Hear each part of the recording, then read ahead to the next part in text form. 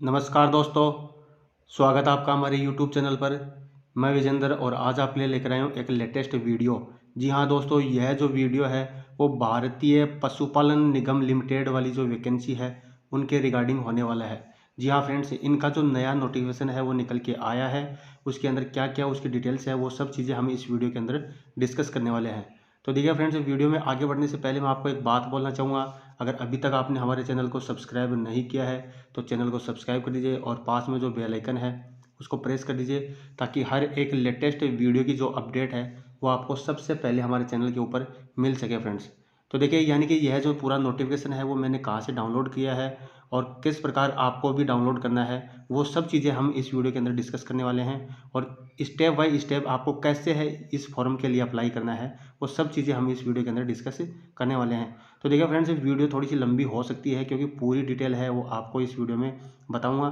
तो आप कहीं भी वीडियो को स्किप नहीं करना है अगर आप ये फॉर्म भरना चाहते हो तो। ठीक है फ्रेंड्स, तो देखिए यह जो है पूरा जो विज्ञप्ति है, पूरा नोटिफिकेशन है वो मैंने डाउनलोड कर लिया है। और डाउनलोड करने के बाद में इसकी जो मुख्य बातें हैं वो हम आपको बता रहे हैं।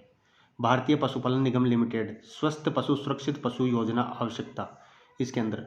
ठीक है, देखिए फ्रेंड्स, दूसरा नंबर का जो टॉपिक है इसके अंदर दिख रहा है पद नाम, पद संख्या और परिश्रमिक। यानी पद का नाम का है आपका योजना संचार अधिकारी, योजना प्रसार अधिकारी, योजना सहायक। ये तीन जो है वो आपके पद रहने वाले हैं। तीन जो पदों के ऊपर आपकी वैकेंसी निकल गई है। तो योजना संचार अधिकारी के अंदर आपके टोटल जो है वो 75 पोस्टें हैं।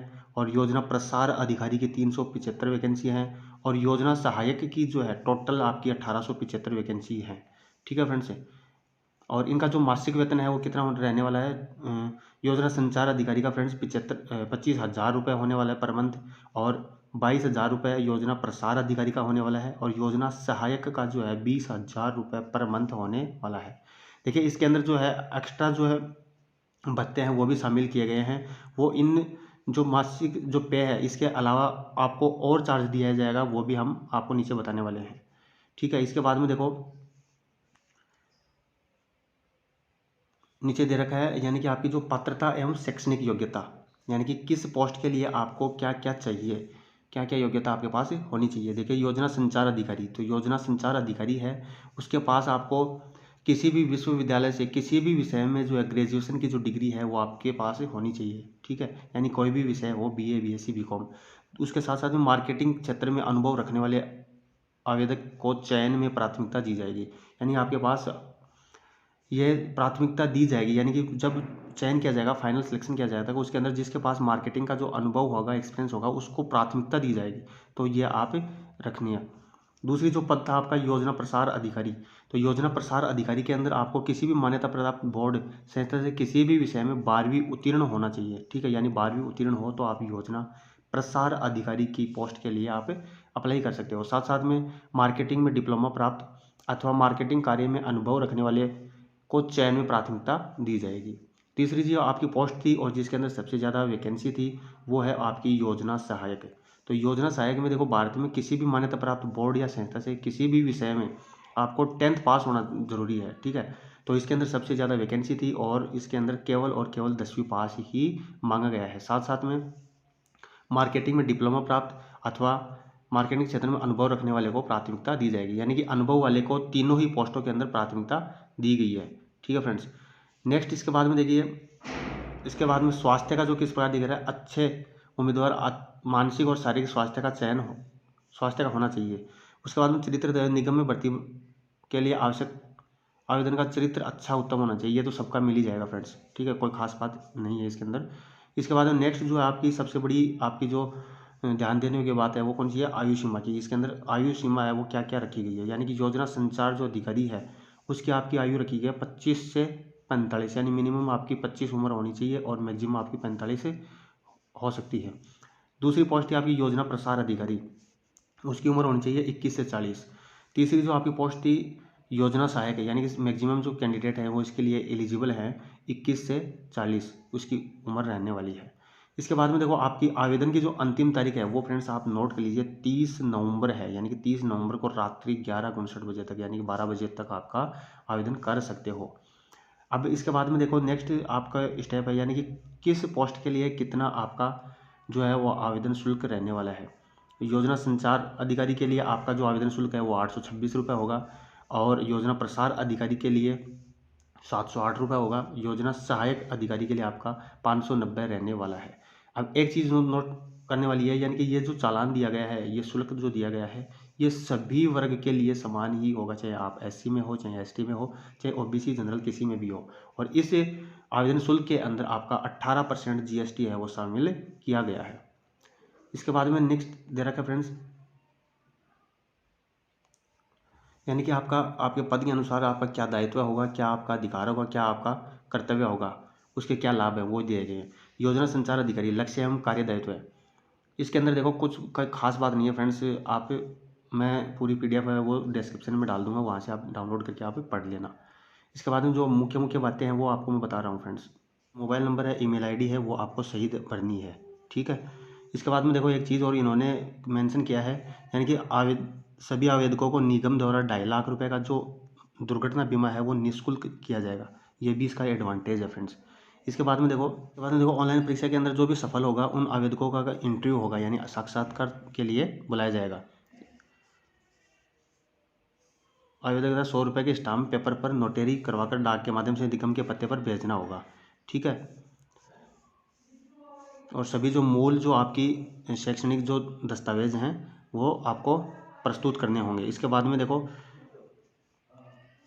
यानी कि जो आपका जो सिलेक्शन प्रोसेस है वो किस प्रकार होगा और किस प्रकार आपका टेस्ट होगा ये बताएगा। यानी योजना संचार अधिकारी है उसके अंदर 50 अंक का पेपर होगा, यानी कि तीनों जो पोस्ट है उसके अंदर 50 नंबर का पेपर होगा, और 50 अंक का जो आपका इंटरव्यू होगा, यानी कि 100 नंबर का टोटल आपका पेपर होने वाला है, ठीक है। और 50 अंकों के अंदर क्या क्या सिलेबस दिया गया है वो भी हम नीचे डिस्कस करने वाले हैं, ठीक है फ्रेंड्स। इसके बाद में देखिए, यानी कि दोनों के अंदर आपको इंटरव्यू में के अंदर और लिखित परीक्षा के अंदर दोनों के अंदर 36% अंक लाना आपको अनिवार्य है।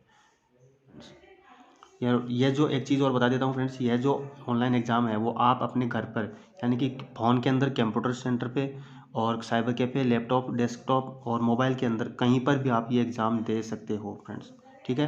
तो आपको कहीं पे भी जाने की ज़रूरत नहीं है कि आप सोचो कि हमारा दूर सेंटर आ जाएगा तो हम नहीं जा पाएंगे, ऐसा नहीं है इसके अंदर।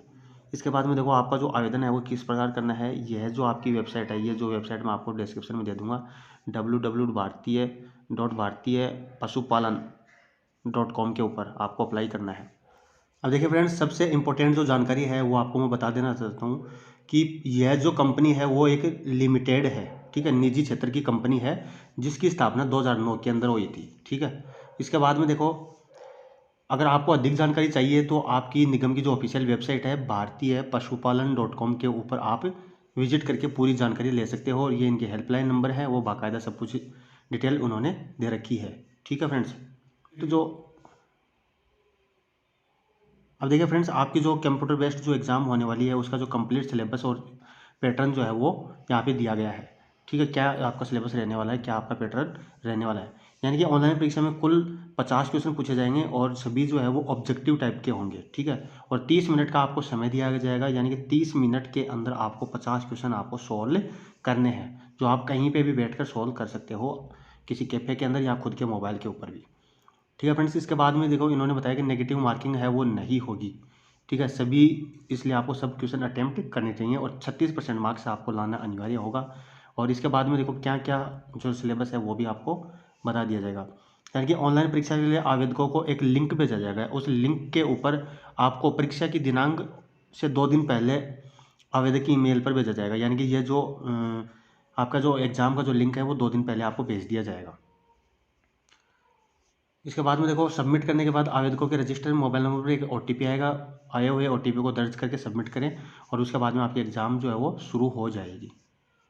पास जो है वो क्या क्या होना चाहिए उस टाइम पे, आवेदक परीक्षा शुरू होने से पूर्व रफ कार्य के लिए पेपर व पेन अपने पास रख सकता है, और आपके पास कंप्यूटर मोबाइल होना ज़रूरी है, और अगर मोबाइल है या फिर कंप्यूटर है उसके अंदर एंड्रॉयड वर्जन जो है वो 6.0 से अबव होना चाहिए। डेस्कटॉप के अंदर विंडो 2007 है और उससे ऊपर होनी चाहिए। ब्राउज़र आपके पास गूगल क्रोम होना चाहिए। इंटरनेट की जो स्पीड है वो 4G होनी चाहिए, ठीक है फ्रेंड्स। इसके बाद में देखो, परीक्षा का परिणाम जो है वो परीक्षा के सबमिट होने के बाद कंप्यूटर, लैपटॉप, मोबाइल की स्क्रीन पर आ जाएगा, यानी कि उसी दिन आपका परिणाम आ जाएगा, उसका जो आप प्रिंट ले सकते हो। इसके बाद में देखो उन्होंने बताया कि आवेदक के रजिस्टर्ड ईमेल पर परिणाम से संबंधित ईमेल भेजा जाएगा। आवेदक अपना परिणाम व आगे की सूचना ईमेल पर देख सकते हैं, यानी कि आपके पास आपको क्वालिफाई किया गया है, ठीक है, या नहीं किया गया है, ये सब जो सूचनाएं आपको ईमेल के ऊपर मिल जाएंगी। इसके बाद में देखो, इसके बाद में उन्होंने सिलेबस है वो क्या बताया है। हिंदी के जो है वो आपके 10 क्वेश्चन 10 नंबर के होंगे, अंग्रेजी के 10 क्वेश्चन 10 नंबर के होंगे, गणित के जो है वो 10 क्वेश्चन 10 नंबर के होंगे, और जो विपणन जो है, ठीक है, विपणन है उसके 10 क्वेश्चन होंगे 10 नंबर के। इसके बाद में एक टॉपिक और है कंप्यूटर के मूलभूत सिद्धांत, यानी कि 10 क्वेश्चन 10 नंबर के होंगे, यानी कि 5 जो टॉपिक हैं वो 5 टॉपिकों से 10-10 नंबर के 50 क्वेश्चन पूछे जाएंगे।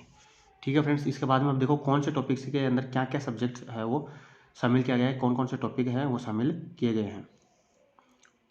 सभी जो समान अंक के होंगे और कोई भी नेगेटिव मार्किंग नहीं होगी। हिंदी के अंदर देखो मुहावरा है, अलंकार परिचय है, शुद्धवर्तनी है, वाक्यांश के लिए एक शब्द है यानी कि वन वर्ड है, विलोम शब्द है और समास है।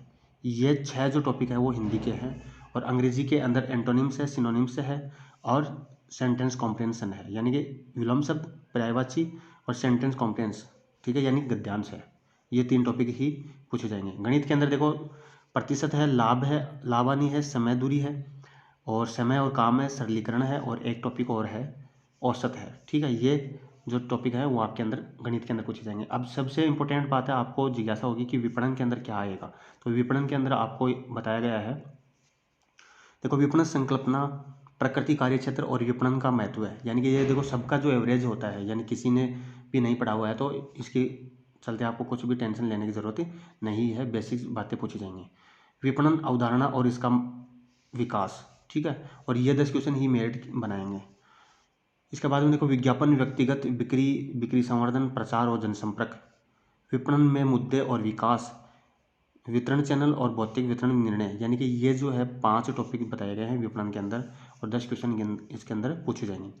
कंप्यूटर के अंदर जो है क्या पूछा जाएगा, MS ऑफिस है, हार्डवेयर है, सॉफ्टवेयर है, कीबोर्ड के फंक्शन है, नेटवर्क प्रौद्योगिकी है, वर्ल्ड वाइड वेब है और इंटरनेट प्रौद्योगिकी है। इन टॉपिकों से आपके 10 क्वेश्चन पूछे जाएंगे।